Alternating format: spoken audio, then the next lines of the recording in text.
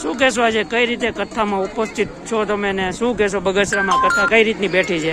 જય માતાજી, શ્રી રામચંદ્ર ભગવાન કી જય હો. હું બગસરાના મઢમાંથી રેશમામાંથી બોલું છું, પિલખાવાળા નીલમ નાયકનો શિષ્ય. અને અમારા 47 વર્ષ પછી ત્યાં રામકથા મોરારી બાપુની બેઠી, અમને ખૂબ આનંદ થયો અને ઘણી ખમા બગસરાની જનતાને પણ અમે બહુ ખુશ થયા, બહુ આનંદ આવ્યો. અમારી રામકથા અહીંયા 47 વર્ષ પછી બેઠી, ઘણી ખમા દુનિયાદારને માતાજી હવને હાજા તાજા રાખે, નિરોગી તંદુરસ્ત રાખે. અને અમને ખૂબ ગર્વ છે કે આ રામકથા 47 વર્ષ પછી બેઠી. મોરારી બાપુ આવ્યા, બગસરાની ધરતી પાવન પવિત્ર કરી બાપ. ઘણી ખમ્મા જય હો. માત કી જય. શ્રી રામ, જય સિયા રામ.